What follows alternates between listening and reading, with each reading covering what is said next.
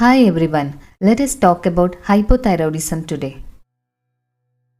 So let's start super basic. The thyroid is a tiny butterfly shaped gland that sits right here in front of your neck. It may be small but powerful. Think of your thyroid as a speed controller of your body. It decides how fast or slow everything works: your energy, weight, digestion, heart rate, even your mood. It controls body metabolism. When we say metabolism, we are talking about how your body uses energy. If your metabolism is running well, you feel energetic, warm, focused, and balanced. If it is slow, everything feels slow: weight gain, tiredness, constipation, even brain fog. And guess who controls all of this? The thyroid. Your thyroid mainly produces two hormones, T3 and T4. T3 is the active form your body actually uses, and T4 is like stored energy. There is also TSH, which comes from the brain and tells the thyroid how hard to work. So it's really a teamwork situation between your brain and your thyroid, also known by hypothalamo-pituitary-thyroid axis. Thyroid dysfunction simply means the thyroid is not working the way it should. It might be working too fast or too slow, and based on that, thyroid disorders are mainly divided into two types. One is hypothyroidism, where the thyroid is lazy or underactive. The other is hyperthyroidism, where it is overactive and running on overdrive. In hyperthyroidism, the body is basically speeding. People often lose weight without trying, feel anxious, sweaty, have palpitations, tremors, and trouble sleeping. Everything feels too fast. But today, let's park this here and move to the more common issue: hypothyroidism.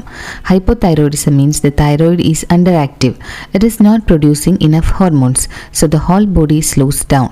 Imagine your body is running on low battery mode all the time. That's how people with hypothyroidism feel.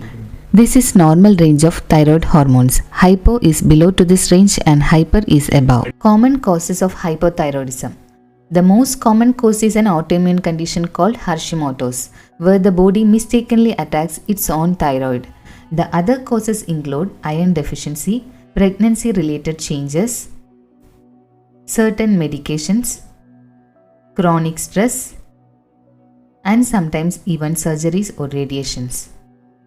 This is where many of you will nod your head. Weight gain despite of eating less, constant tiredness, hair fall, dry skin, feeling cold when others are fine, constipation, low mood, poor memory. These are classic hypothyroidism symptoms. Hypothyroidism affects women more than men. It can cause irregular periods, fertility issues, worsening PCOS symptoms, and problems during pregnancy if untreated. Diagnosis is simple: a blood test. TSH is usually high in hypothyroidism. Doctors may also check T3, T4 and thyroid antibodies to see if it is autoimmune related. For example, anti-TPO antibodies are positive in Hashimoto's thyroiditis, which is an autoimmune condition. This table gives you an idea about some conditions. In subclinical hypothyroidism, there will be elevated TSH with a normal T4. In overt or otherwise called absolute hypothyroidism, TSH will be high and T4 low. Whereas in central hypothyroidism, TSH is normal or low, free T4 is low. Now let's talk about the most important part: treatment, and specifically levothyroxine, because levothyroxine or LT4 is the drug of choice for hypothyroidism across the world. It is a synthetic form of thyroxine, T4, the same hormone our body normally produces.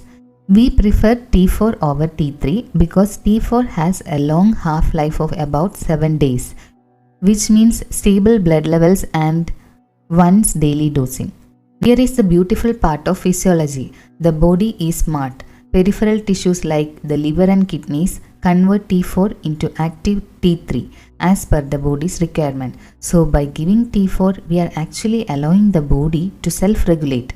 Dose calculation: for young healthy adult, the full replacement dose is approximately 1.6 micrograms per kilogram per day.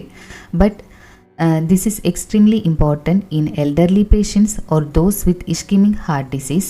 Never start with full doses. Start low and titrate slowly to avoid precipitating angina or arrhythmias.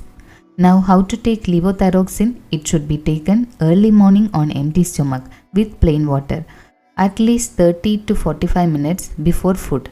Why? Because absorption occurs mainly in jejunum and ileum, and many things interfere with it like calcium, iron, PPI, soy, and even coffee. TSH is our primary monitoring parameter. We check TSH after 6 to 8 weeks because that's how long it takes to reach steady state levels. Once the patient is stable, monitoring every 6 to 12 months is sufficient. Now, duration of treatment. In most cases, especially Hashimoto's thyroiditis, treatment is lifelong. And that's not failure, it's simply hormone replacement, just like insulin in diabetes. Medicine alone is not magic. Lifestyle plays a huge role. Eating well, managing stress, sleeping properly, and moving your body regularly can dramatically improve symptoms and quality of life. Diet tips for hypothyroidism: focus on whole foods, good protein, vegetables, fruits, nuts, seeds. Nutrients like selenium and zinc support thyroid health. Avoid crash diets, they actually make thyroid function worse. You don't need to panic or eliminate foods. Just be mindful. Excess soy and lots of raw cruciferous vegetables daily may interfere with thyroid function. And remember, balance is the key. So, here we wrap up the topic of hypothyroidism. If you found this session helpful or learned something new today, please give this video a like and don't forget to subscribe to this channel for more easy, clear and practical medical explanation like this. Take care of your health, stay curious, and I will see you in the next video.